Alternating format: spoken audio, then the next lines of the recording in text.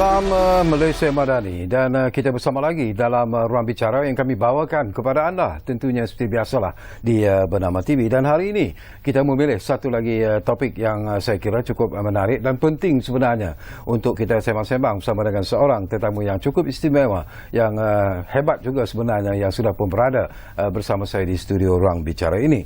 Topik yang menjadi pilihan kita ialah pendekatan madani mendepani cabaran Islamofobia. Ini cukup penting sebenarnya, dan mungkin kita juga masih ingat lagi tentang satu peristiwa yang pastinya menyemarakkan lagi kemarahan umat Islam di seluruh dunia sebenarnya, iaitu insiden pembakaran kitab suci Al-Quran yang berlaku di negara Eropah. Dan Malaysia, seperti yang kita maklum, telah mengutuk sekeras-kerasnya tindakan provokatif seperti itu. Baiklah, untuk bercakap tentang isu ini, seperti yang saya katakan, kita ada tetamu yang cukup istimewa, dan izinkan saya terlebih dahulu memperkenalkan tetamu yang sudah pun bersiap sedia bersama saya di studio ruang bicara ini. Kita ingin mengucapkan Assalamualaikum dan selamat datang kepada yang berbahagia Profesor Datuk Dr. Muhammad Fauzan Nordin, yang merupakan pengarah Institut Pemikiran Islam Antarabangsa Asia Tenggara, dan Prof. Datuk Dr. Muhammad Fauzan juga merupakan profesor di Universiti Islam Antarabangsa Malaysia ataupun UIAM. Jadi Datuk, apa khabar? Alhamdulillah, terima kasih Syakawi. Pertama kali tu datang ke program Ruang Bicara? 2-3 kali, tapi dengan Syakawi ni pertama kali. Dan saya sebenarnya peminat Syakawi sejak sekolah menengah lagi di Malaysia. Bila program Panorama tu. Ya, so saya sebertuah bersama Syakawi ni. Terima kasih. Dan saya juga rasa cukup bertuah dan gembira sekurang-kurangnya dapat bersama dengan Prof. Datuk. Dan ini mungkin akan merupakan satu momentum yang pastinya akan saya ingati sampai bila-bila. InsyaAllah. Baiklah, kita nak bercakap Datuk tentang tajuk yang cukup penting sebenarnya, iaitu pendekatan madani menepati cabaran Islamofobia. Tetapi mungkin ramai juga penonton-penonton di luar sana yang ingin mengetahui sebenarnya definisi sebenar bila kita sebut tentang Islamofobia itu, dan apa perkara-perkara yang dilakukan oleh negara-negara yang mungkin melihat, terutamanya negara-negara barat yang mungkin melihat Islamofobia ataupun agama Islam itu sendiri sebagai ancaman sebenarnya kepada mereka. Jadi mungkin kita kongsikan bersama dengan Datuk. Terima kasih Syakawi. Istilah Islamofobia ini adalah istilah kontroversi yang merujuk kepada prasangka, buruk sangka dan diskriminasi pada Islam dan orang Islam, orang Muslim itu sendiri. Istilah ini digunakan pada awal 80-an, tetapi menjadi popular sejak serangan September 11 lah. Dan pada tahun 1997, Badan Amanah Dunia mentakrifkan Islamofobia sebagai rasa takut dan benci terhadap Islam dan membawa kepada takut dan tidak suka kepada orang Islam. Yang ni diferensi dia. Dan tapi masa 1991 Runnymede Trust Report ni juga kata is unfounded hostility toward Muslim and therefore fear and dislike of all of Muslim. Tapi yang saya agak kecewa dengan report ini, dia mengatakan Islam is more why data report pointed prevailing attitude that incorporate the following belief. Ini sangkaan yang tidak tepat ataupun menyeleweng. Dia mengatakan bahawa Islam is monolithic, betul, tapi cannot adapt to new realities. Itu salah lah. Itu buruk sangka, prasangka yang Islam does not share common values with other major faith. Itu tidak. Kita ada universal value, sincerity, amanah, kejujuran, dan sikap-sikap bertolak ansur dan sebagainya, tolong menolong antara satu sama lain. Lepas tu Islam as a religion is inferior to the West. Itu pun saya rasa tak tepat.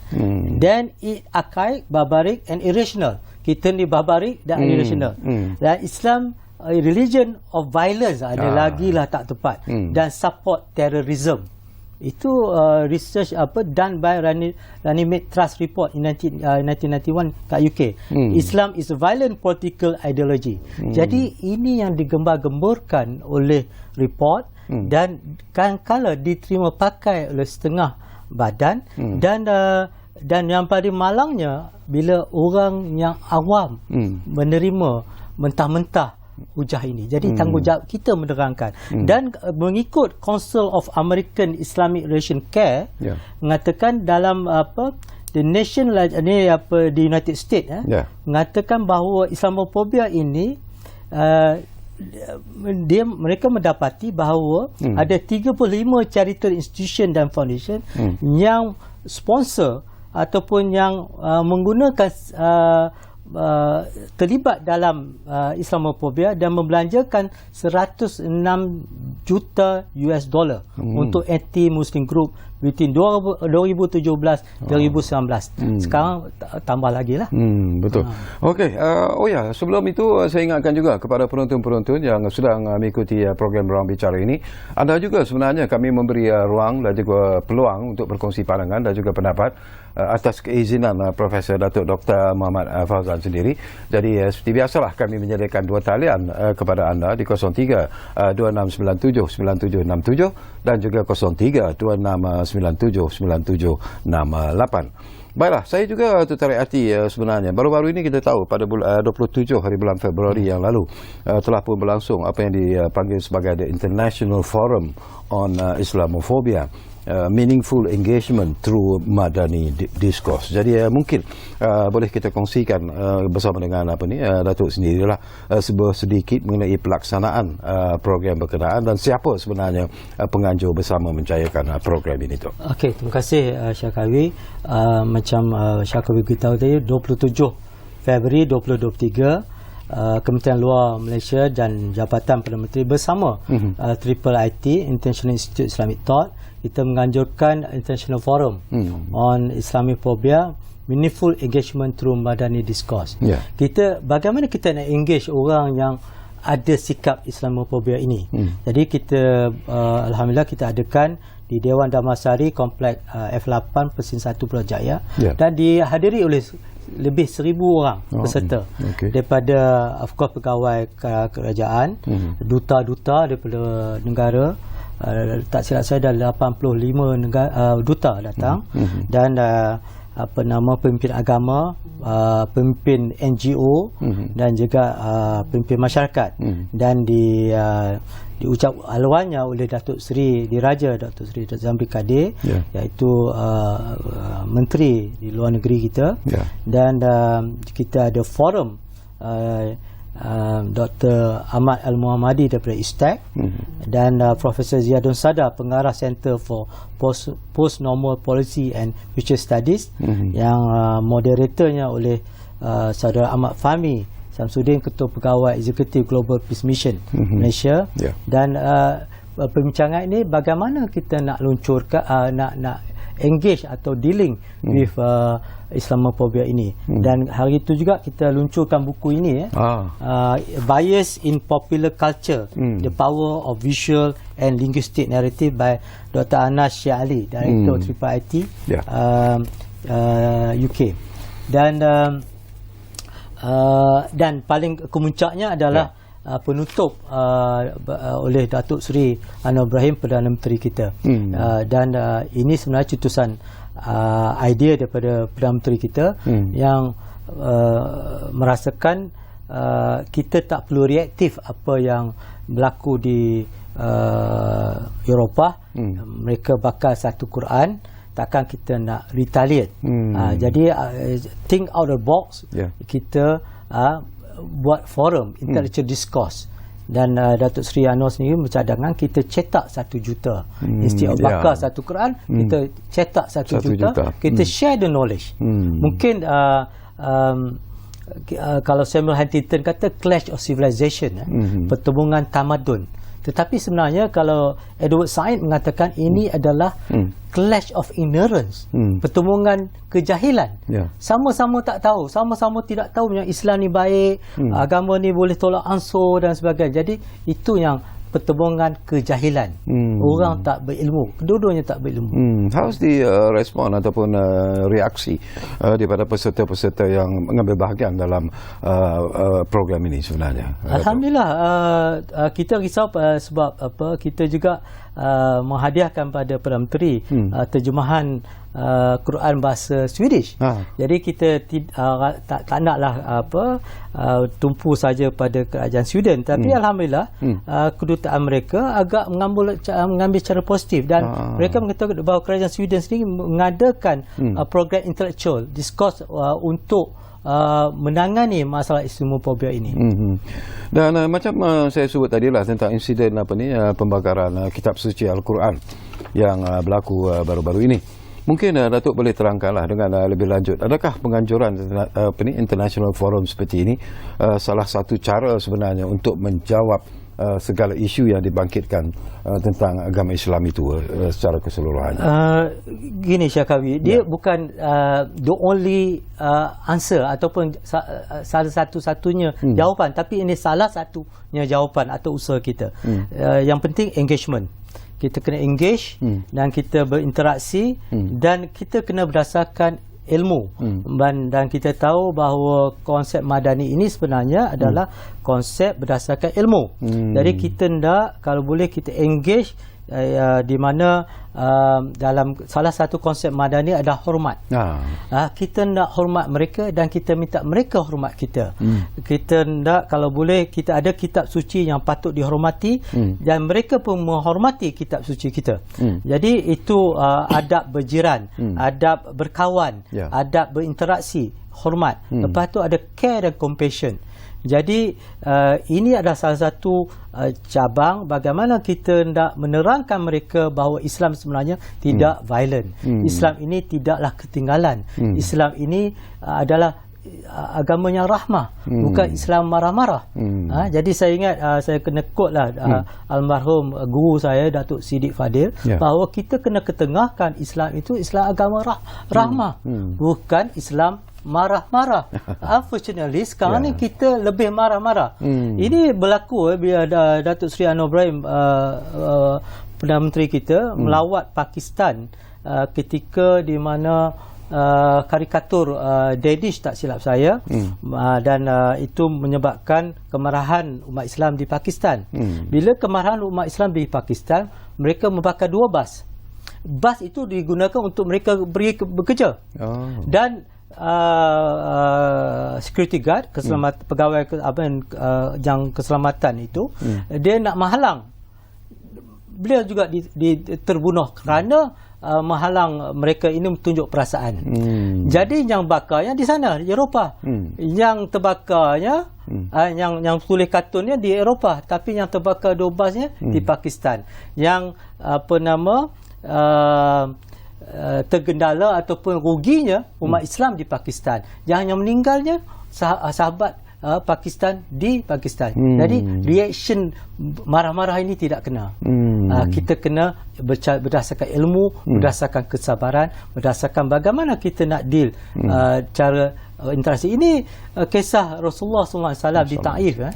Bila Rasulullah SAW pergi berdakwah di Taif, penduduk di situ melontar batu, maki hamun dan sebagainya. Rasulullah berdarah dan malaikat datang untuk berdoa, tapi Rasulullah kata jangan. Jadi ini yang sikap yang kita nak ikuti junjungan besar Nabi Muhammad SAW. Baik, saya dipahamkan Datuk, kita pun ada pemanggil di talian sekarang ini. Mungkin ada sesuatu yang dapat kita kongsikan bersama dengan pemanggil ini. Ramzah dari Kelantan, difahamkan sudah pun ada di talian kami sekarang ini. Assalamualaikum Ramzah. Assalamualaikum. Waalaikumsalam. Ya. Saya ingin boleh share cakap dengan Profesor. Silakan. Terima kasih. Assalamualaikum Profesor. Waalaikumsalam warahmatullahi. Saya Ramzah daripada Kelantan. Ya. Seperti kita tahu, daripada 6 ciri Islam madani adalah kesejahteraan. Kesejahteraan dalam Islam dicapai dengan konsep umatun mursata yang terdapat dalam surah Al-Baqarah ayat 143. Perkara keadaan umatan mursata. Ditakuna syara'ana. Apa maksud mursata? Adakah dengan mengamal sikap umatun mursata boleh mengatasi masalah Islamofobia? Dan satu lagi konsep keadilan. Keadilan dalam Islam adalah meletak suatu tempat. Bukannya keadilan itu adalah sama rata. Bolehkah konsep keadilan dalam Islam tu itu meletak suatu tempat tu laksanakan untuk menentang Islam formula. Islam formula. Ya. Formula. Dan juga umat berserta ayat 143. Boleh jawab, boleh ulas pendapat saya. Okey. Baik, terima kasih banyak-banyak Ramzah dari Kelantan. Jadi mungkin Datuk dapat gambaran yang jelas daripada apa yang disebut oleh pemanggil kita. Silakan. Umatan wasata ini bila berbincang seorang yang masyarakat yang kita seimbang. Seimbang ni bagaimana? Kita perlu rasional, kita perlu juga ada sentimen marah, tapi kita ada kontrol kita ada menguruskan. Jadi kita rasa marah itu kita ada lah, tapi tidak kita melepaskan kemarahan ikut hawa nafsu kita. Bagaimana kita mengendalinya? Jadi umatan wasata ni engagement cara ilmu. Jadi kita bersikap umatan wasata yang definisi sederhana ini tidak tepat, bukan sederhana. Kalau Profesor Kamal Hassan tidak sederhana, tapi seimbang, itu penting, balance between dunia dan akhirat, between jasmani, akliyah dan rohani, seimbang. Makanan seimbang, kalau mudah kita nak tengok makanan yang seimbang. Jadi benda yang seimbang dan kita berlaku adil pada tempatnya, itu tepatnya. Profesor Nakib atasnya mengatakan adab itu meletakkan ilmu itu pada tempatnya. Jadi kita dalam ketegasan kita menyatakan bahawa kita tidak setuju dengan apa yang berlaku di Eropah. Dan yang sama, kita tidak bakar kitab suci mereka. Kita tidak reaktif. Kita bersikap think out of the box. Mana kita nak sebarkan ilmu kita, nak sebarkan Al-Quran kita. Of course lah, bila orang baca Quran, dia nak tahu kenapa. Jadi kita ada majlis ilmu tentang Quran, tafsir tentang Quran. Jadi benda ni akan berlanjutan dan berterusan. Proses ini bukan sekadar kita bila orang bakar Quran, kita bakar. Bila ni kita tunjuk perasaan, kita bakar bangunan, kita bakar dan pelbagai. Itu tidak menjawab atau tidak menyelesaikan masalah. Menyelesaikan masalah, macam mana kita menyebarkan ilmu dan dia faham dengan apa itu Islam, dan insya-Allah taufik dan hidayah itu daripada Allah SWT. Tadi menyebut tentang keadilan dalam Islam. Jadi apa yang Datuk sebut itu sebenarnya itulah yang seharusnya difahami oleh bukan saja masyarakat Islam sebenarnya, tetapi masyarakat di luar sana yang bukan Islam juga harus menghormati sikap dan pendirian kita. Keadilan ini, Syakawi, bukan sekadar keadilan kepada kawan, adik-beradik, sesama, tapi keadilan ini hatta kepada musuh kita. Ini dinyatakan oleh Allah SWT dalam Quran. Kita kena berlaku adil kepada musuh kita. Berlaku adil kepada musuh kita, kita faham orang ni tak suka kita. Tapi adakah kita nak bunuh dia? Jadi kecuali dah kias dan sebagainya, itu hukum lain. Tapi bakar dengan bakar, adakah kita reaksi? Dan kalau mereka bakar, kita bakar, kita sama dengan mereka. Jadi itu yang jadi clash of ignorance tadi. Pertubungan kejahilan, bukan pertubungan cara ilmu. Kita kena intellectual discourse. Kita tak setuju kat mana, di mana tak setujunya, di mana persamaan kita, di mana perbezaan kita. Kita hormat perbezaan kita, tapi kita tahu bahawa ini kita yakin dengan perjuangan Islam. Okey, Prof, Datuk, barangkali kita akan berehat dulu buat seketika, dan saya ingatkan lagi kepada anda, gunakanlah ruang dan juga peluang ini barangkali untuk berkongsi pandangan dan juga pendapat berkaitan dengan isu yang kita pilih hari ini di Ruang Bicara. Jadi saya ulangi lagi, jangan lupa kita menyediakan dua talian kepada anda di 032697 9767 dan juga 0326979768. Kita lihat dulu, kembali sebentar saja lagi Ruang Bicara Bernama TV tentunya. Kita jumpa lagi selepas ini.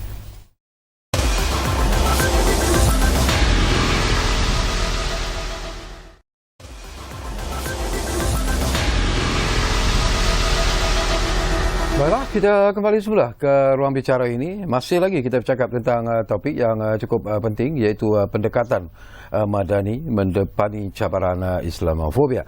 Saya juga sebenarnya tak dapat pandangan Datuk, dan saya juga tertarik hati sebenarnya dengan pemilihan konsep ataupun falsafah madani yang diperkenalkan ataupun yang digagaskan oleh Amat Berhormat Perdana Menteri kita yang ke-10, Datuk Seri Anwar Ibrahim. Jadi apakah pada pandangan Datuk sendirilah apa yang tersirat dan tersurat di dalam falsafah madani itu sebenarnya boleh memberikan kita satu gambaran yang lebih jelas tentang apa yang harus kita lakukan dalam usaha kita untuk memberikan satu gambaran yang lebih positif bila kita bercakap tentang agama Islam itu sendiri secara keseluruhan. Okey, konsep madani kalau disentuh oleh Dr. Isham Attalib, Presiden Tripartite, beliau mengatakan kita perlu lihat bagaimana Rasulullah SAW berhijrah daripada Mekah ke Madinah. Apabila Rasulullah SAW berhijrah ke Madinah, ketika itu namanya Yasrib. Jadi beliau sendiri menukar nama itu Madinah Munawarah. Madinah Munawarah jadi melambangkan beliau sendiri Rasulullah SAW membina piagam Madinah, di mana di situ sudah wujud masyarakat yang pelbagai agama. Ada orang Yahudi dan orang Islam, Arab dan sebagainya, Jahiliyah dan sebagainya. Jadi itu di mana madani ketika itu, kalau ikut Profesor Nakib atas perkataan root word dia daripada din dan tubuhnya madani city dan tamdin, kita akhirnya kita membina tamadun. Kalau ikut Al-Farabi, dia ada 4 konsep madani ini, masyarakat madani. Pertama, menegakkan kebenaran. Keduanya, menegakkan memupuk budaya ilmu. Ketiganya, menghidupkan kesejahteraan. Keempatnya, good deeds, amal soleh. Jadi kita balik pada madani yang dinyatakan oleh Datuk Seri Anwar Ibrahim, ada 6 konsep. Pertamanya kemampanan ataupun sustainable. Kita nak hidup ini satu fit ta'ayush, hidup bersama, peaceful coexistence, bukan sekali antara manusia dengan manusia, antara Melayu dengan Cina dan India, tapi juga manusia dengan alam, manusia dengan sungai, manusia dengan burung-burung. Itu sustainable. Jadi kalau kita tidak selesai masalah Islamophobia, kita tak boleh sustainable hidup coexistence ini dengan dunia luar. Dengan bagaimana sahabat kita, kaum kita orang Islam di Eropah. Jadi kita kena create sustainable. Bagaimana hidup bersama, coexistent. Sebab surah Al-Hujurat ayat 13, ya Yohanas, Allah wahai manusia, Allah menjadikan manusia itu lelaki dan perempuan, berbagai bangsa dan bangsa dan suku kaum, kerana untuk kamu kenal antara satu sama lain. Itu sustainable. Dan keduanya adalah kesejahteraan. Akhirnya bila kita sustainable, kita hidup secara harmoni, kita hidup bersama, kita insya-Allah sejahtera. Sejahtera ni bukan sejahtera dunia, tapi sejahtera akhirat. Dan ketiganya itu daya cipta. Daya cipta, D itu daya cipta, kita kena come up with new innovation yang ke arah kebaik. Kalau kita tengok bagaimana kisah Suratul Kahfi, di mana Zulkarnain dan dikisahkan sampai ke satu tempat, diminta bina tembok. Penduduk itu dah bina tembok sebelum itu, tapi tembok itu tidak mencukupi dapat bertahan Ya'juj Ma'juj untuk datang. Tapi bila Zulkarnain datang, kamu binalah tembok yang lebih tinggi, lebih kukuh dan lebih hebat. Dan dia kata kami akan bayar. Tapi Zulkarnain kata, nah, saya tak nak bayar. Ini karakter pro bono tu dah ada kat zaman kisah Zulkarnain itu tadi, yang surah Al-Kahfi. Sebab Zulkarnain kata bahawa nikmat Allah itu lebih baik. Dan teknologi inovasi yang dibina itu adalah pencampuran besi dan tembaga. New innovation. Untuk apa? Untuk menyekat fasad tadi. Jadi inovasi kita ini perlu balik pada zaman 2023, sepatutnya kita menyekat pada fasad. Bukan AI menggalakkan fasad kemungkaran, tapi amar ma'ruf nahi mungkar. Itu daya cipta. Dan selanjutnya keempat, hormat. Hormat. bila kita ada ilmu, kita tahu bagaimana menghormat agama lain dan agama lain menghormat kita, dan kita menghormat bangsa lain menghormat kita, kita hormat negara lain dan negara lain menghormat kita. Jadi kita hidup yang sejahtera tadi. Dia hormat menghormati. Sekarang ni kadang-kadang kita tak hormat, anak murid tak hormat guru, ibu bapa, anak-anak tak hormat ibu bapa, jiran tak hormat jiran, dan sebagainya. Jadi kita kena wujudkan hormat itu. Jadi insya-Allah akan wujudlah kuranglah Islamofobia itu. Dan selanjutnya adalah ihsan. Ihsan ini, kalau saya bidang komputer ini, kita bermula ihsan ini adalah sikap yang teratas sekali. Yang data ni boleh kita kata insan manusia, diproses data become information Muslim. Bila Muslim tu ada nilai atau information tu ada nilai, dia ilmu mukmin. Tapi the highest selepas mukmin itu muhsin. Dia bersikap ihsan. Bersikap muhsin ihsan ini di mana kita melakukan satu serupa kita tahu Allah, kita nampak Allah. Tak perlu ada polis, tak ada perlu orang remind kita Allah, kita nampak Allah. Tapi kita tak nampak Allah, tapi Allah sentiasa nampak kita. Dan sifat ihsan ini, Syakawi, adalah mempunyai care and compassion, kasih dan sayang. Siapa the most merciful, most compassionate, siapa maha pengasih, maha penyayang? Allah SWT. Jadi sebenarnya kita mendekati pada Allah SWT dan konsep kasih dan konsep ihsan tadi. Apakah secara peribadi, barangkali Datuk merasakan bahawa apabila Yang Amat Berhormat Perdana Menteri memperkenalkan falsafah dan juga konsep madani ini, penyebaran kepada rakyat Malaysia secara keseluruhannya juga harus dilakukan secara serius, kerana saya ramai di luar sana juga yang ingin tahu sebenarnya apakah yang dimaksudkan dengan madani dan sebagainya. Apa yang harus kita lakukan sebenarnya, Datuk? Okey, pertamanya Syakawi, saya daripada pagi tadi daripada Putrajaya, kita melakukan saya dijemput oleh Kementerian Luar Negeri untuk memberi penerangan ataupun kongsi tentang madani ini dalam international narrative, yakni berhubungan luar negeri, luar negara.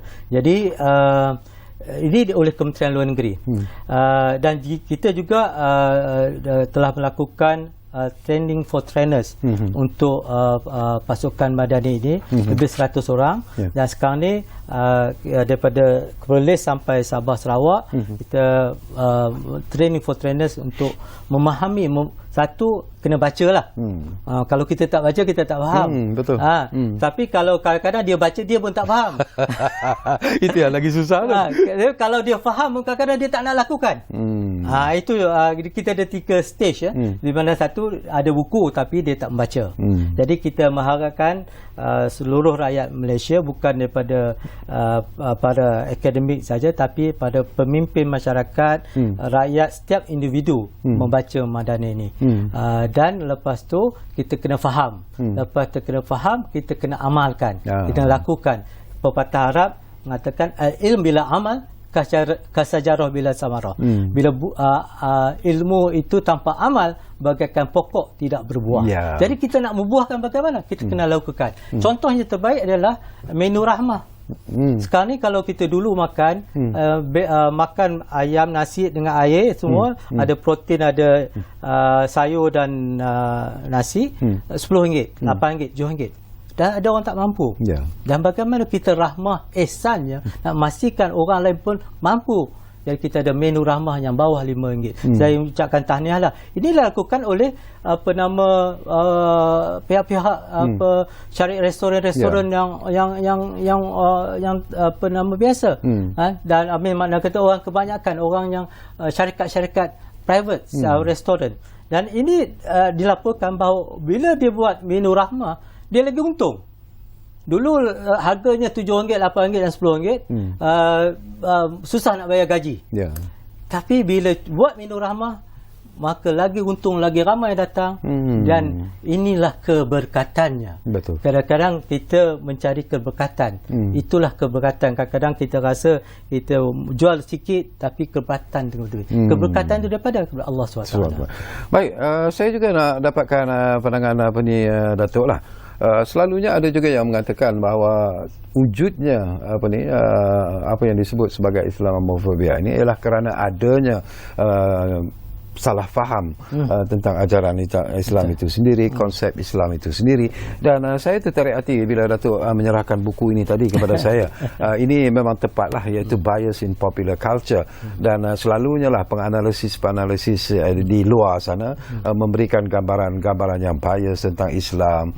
Sebab itu timbul bahawa Islam itu adalah agama keganasan dan sebagainya, seperti apa yang Datuk sebut. Jadi apa lagi yang terkandung di dalam buku Bias in Popular Culture ini? Apa yang diketengahkan sebenarnya tu? Okey, ini research yang lama yang dibuat oleh Dr. Anas Shah Ali, pengarah TRIPLE-IT di United Kingdom. Beliau buat buku yang agak tara lah, bagaimana Islamofobia ataupun bias, dia tak kata Islamofobia directly, tapi bias ni bagaimana ini bukan berlaku saja pada orang Islam, pada bukan Islam pun.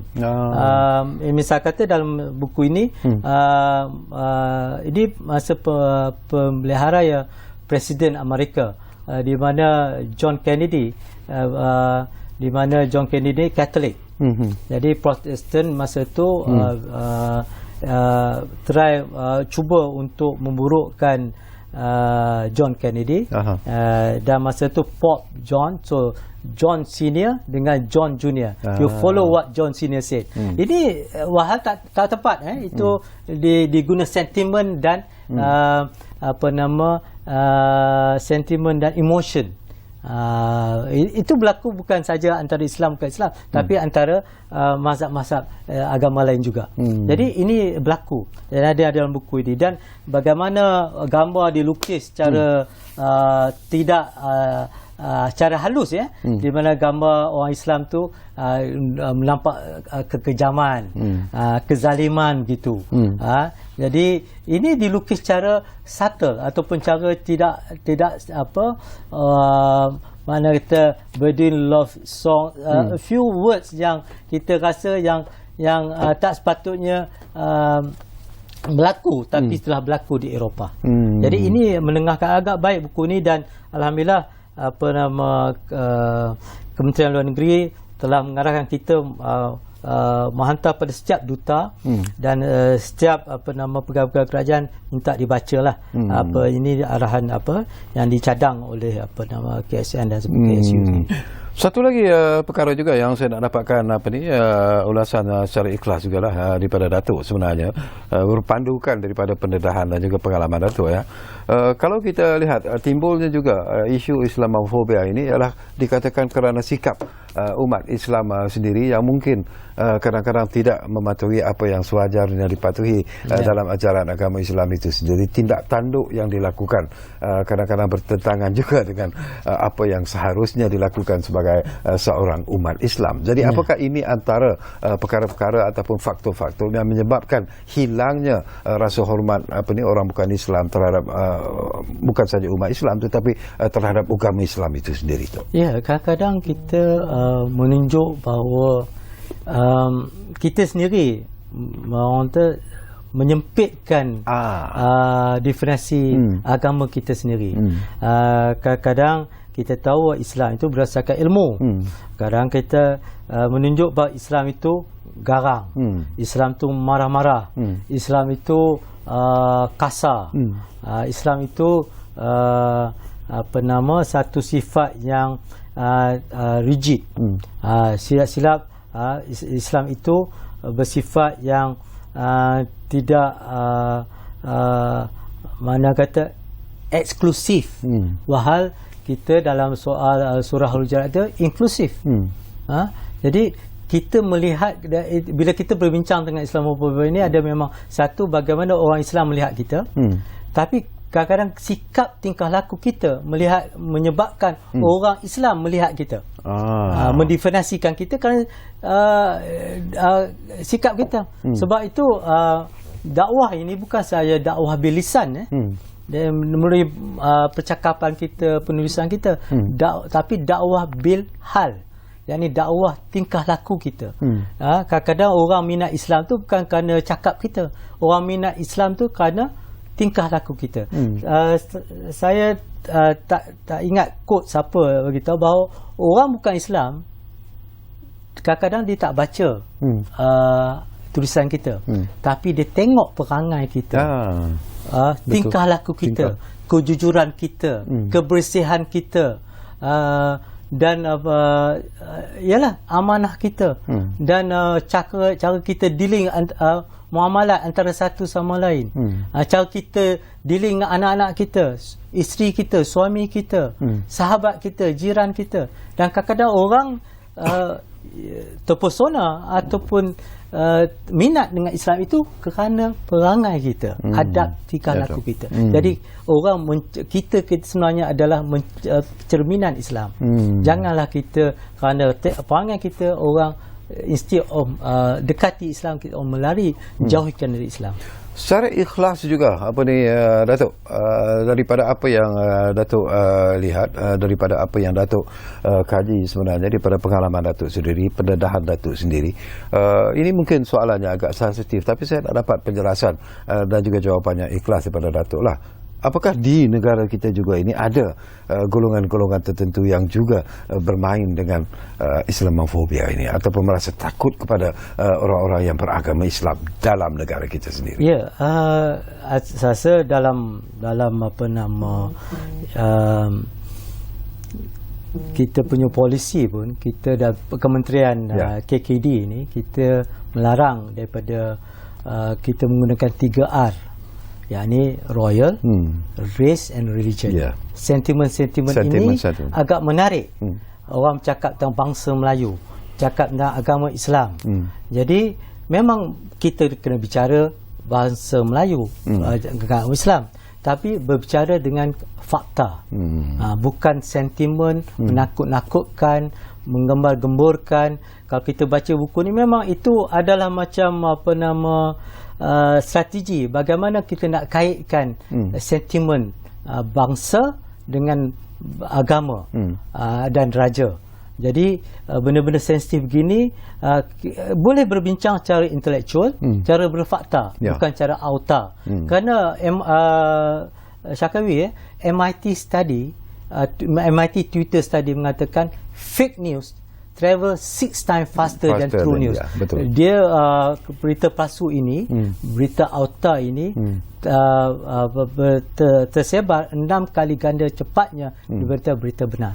Okey, kita akan sama lagi Datuk, tapi kita berehat buat kali terakhir, dan kembali nanti mungkin tak banyak lagi masa yang tinggal, tapi insya-Allah akan ada lagi persoalan-persoalan menarik yang sempat saya kongsikan bersama dengan tetamu kita yang berada di studio, Profesor Datuk Dr. Muhammad Fauzan Nordin, dan kita bercakap tentang pendekatan madani mendepani cabaran Islamofobia. Kita rehat buat kali terakhir.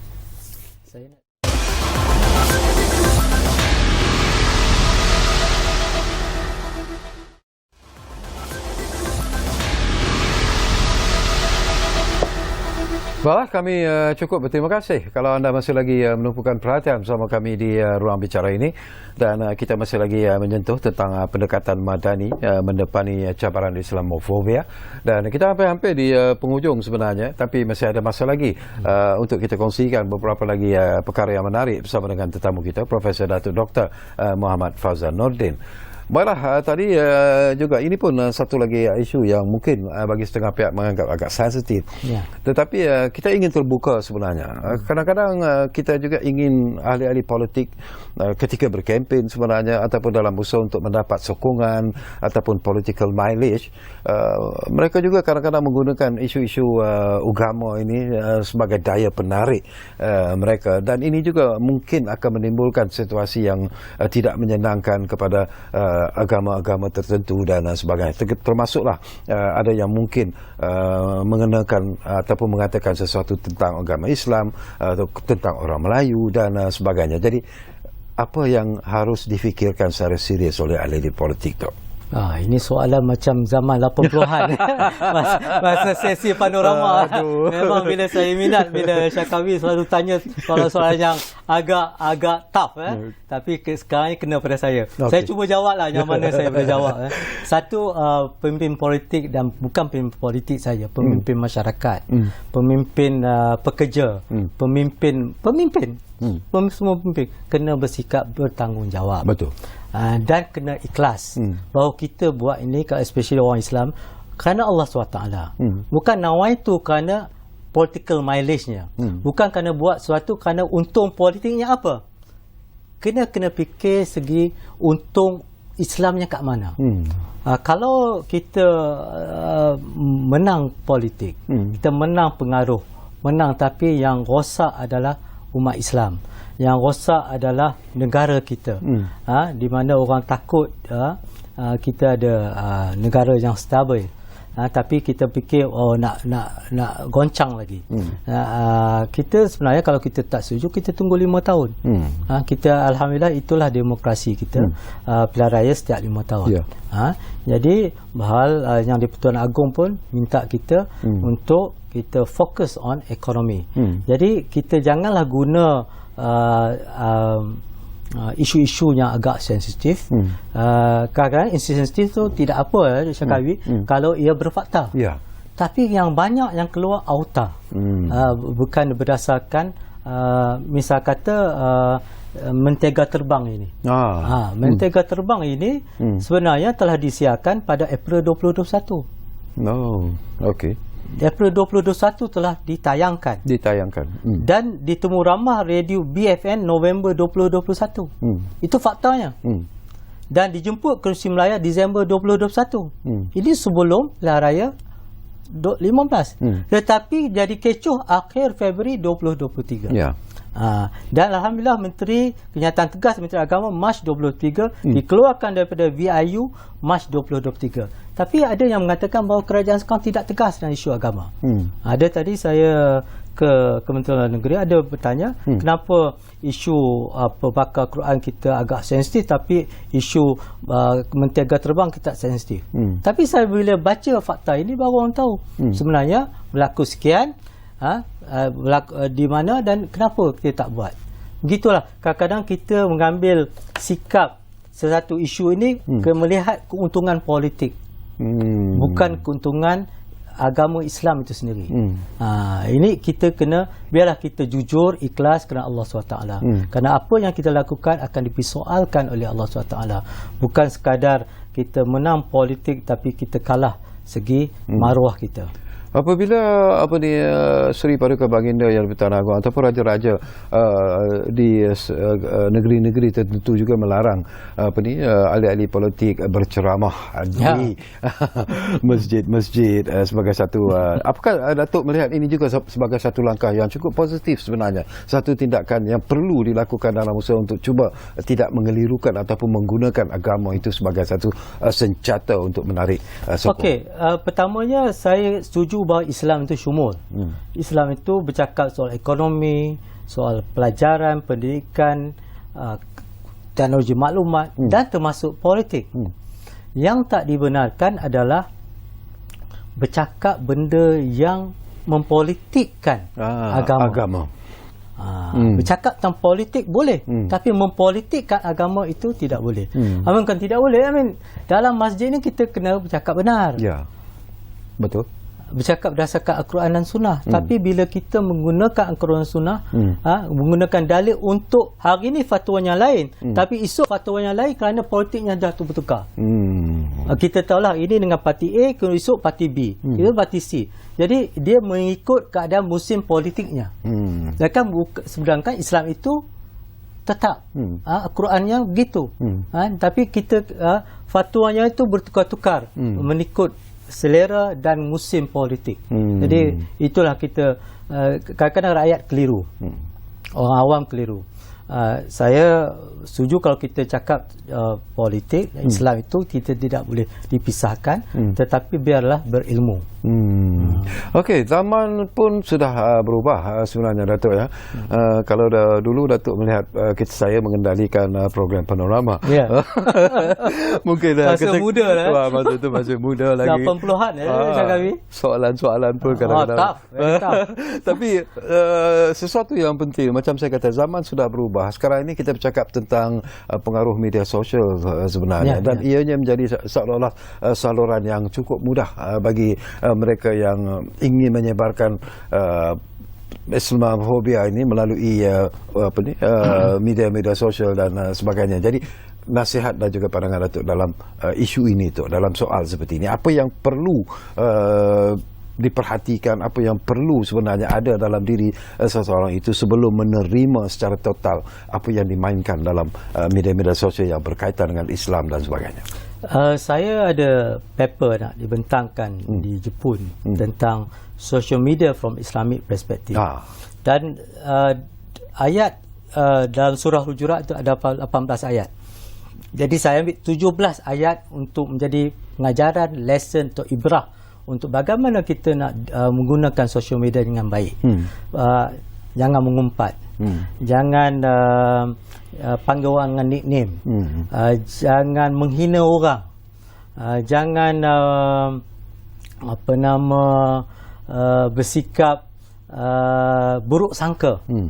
Jadi banyak yang sebenarnya Al-Quran telah mengajar kita bagaimana menggunakan social media ini cara yang baik. Sistan Harris dalam Social Dilemma mengatakan bahawa social media ini bukan satu alat yang neutral, tapi sebenarnya alat yang seduktif, yakni menggoda kita dan menyebabkan kita ketagih. Kita kadang-kadang kita tak boleh tinggal mobile phone, kita tak boleh ada posting. Dia sahabat tu dia kata dia tak boleh Facebook, dia kena update dengan Facebook, dia kena baca Facebook kerana dia sudah ketagih. So kita panggil drug, digital drug, dadah digital. Jadi bila dalam buku Profesor Kadaras dalam Kid Glow mengatakan bila mereka membina aplikasi-aplikasi ini, dia juga dibantu oleh para psikologi. Jadi kadang-kadang kita bermain interaktif dengan social media ini, kita agak ketagih. Kita bila kita nak kalah game, dia akan hantar satu weapon lagi. Kita nak kadang-kadang kita dah habis nyawa, mati dalam game tu, dia bagi satu nyawa lagi, menyebabkan kita akan berterusan bermain game. Itulah menyebabkan ketagihan. Dan Profesor Kadaras ini di California, dia telah buat eksperimen di mana mereka tidak, bila nak buat operation, tidak bagi morfin untuk agak mengurang kesakitan, tapi membiarkan pasien ini, pesakit ini main e-games, dan dia tak sedar yang dia dioperate. Itu bukan hebat makna kita hadapi sekarang. Jadi kita kena bersikap tanggungjawab di dalam alam maya dan alam nyata. Kita kena dapat mengawal diri kita. Bagaimana menggunakan masa kita. Orang Islam, alhamdulillah, kita ini ada 5 waktu sembahyang, subuhnya, zuhurnya, asarnya, maghribnya, isyanya. Ini adalah penjadualan waktu seharian kita. Jadi kita kena mengawal masa kita cara yang terbaik. Baik, tinggal lebih kurang 2-3 minit saja lagi. Datuk, masa begitu pantas lalu sebenarnya. Jadi mungkin pesanan dan juga harapan Datuk sendirilah bila kita bercakap tentang pendekatan madani mendepani cabaran Islamofobia. Jadi silakan Datuk. Masyarakat madani ataupun apa saja yang kita mendepani masalah kita kena berdasarkan ilmu, berdasarkan fakta, bukan berdasarkan auta. Jadi ilmu ini kena berdasarkan iman dan takwa. Yang ini kita membuat sesuatu itu kerana Allah SWT, dan masyarakat yang madani yang kita nak bina, yang dicetuskan oleh Datuk Seri Anwar Ibrahim, untuk membina yang berdasarkan ilmu, yang menyebabkan peribadi dan individu seorang itu akan menjadi seorang yang baik, yang soleh, yang menyebabkan keluarga yang baik dan soleh, menjadi masyarakat yang baik dan soleh, dan akhirnya menjadi negara yang aman, madani, segi kemampanannya, jadi kesejahteraannya, segi daya ciptanya, segi hormatnya, segi ihsannya itu. Jadi insya-Allah kita doakan semoga kita ini membina tamadun yang baik. Kalau kita tengok Syakawi, para nabi para nabi, kita tengok sejarah para nabi tidak membina bangunan mencakar langit. Betul. Jambatan yang terpanjang. Kita tengok Nabi Isa, Nabi Musa, Nabi Muhammad SAW membina masyarakat, membina rakyat, membina umat. Jadi sebab itu Datuk Seri Anwar, pada zaman pemerintahan beliau, beliau tidak akan membina lagi bangunan-bangunan tertinggi di Asia, tertinggi di dunia dan sebagainya. Membina rakyat itu penting. Baik. Terima kasih banyak-banyak sebenarnya kepada Profesor Datuk Dr. Muhammad Fazal Nordin, iaitu pengarah Institut Pemikiran Islam Antarabangsa Asia Tenggara, dan beliau juga merupakan profesor di Universiti Islam Antarabangsa Malaysia, UIM. Tapi saya percaya bahawa falsafah dan juga konsep madani yang diperkenalkan oleh Yang Amat Berhormat Perdana Menteri hanya bukan sekadar untuk kita baca dan bukan kita slogan, bukan slogan, tetapi yang harus diamalkan, yang harus kita fahami, yang harus kita amalkan. Dan kita juga mengharap bahawa permainan Islamofobia ini, terutamanya daripada negara-negara barat ini, mungkin juga akan menjadi reda buat seketika, tetapi akan berlaku lagi. Proses ini kena berterusan. Berterusan. Okey, baik. Terima kasih juga kepada anda yang menumpukan perhatian bersama kami di Ruang Bicara ini, dan insya-Allah kita akan bersama dengan Profesor Datuk lagi di masa-masa yang akan datang. Dan jangan lupa, seperti apa yang selalu kami janjikan kepada anda, yang sentiasa kami tepati sebenarnya, Ruang Bicara akan terus berbicara bersama anda dari masa ke semasa. Kita jumpa lagi. Assalamualaikum.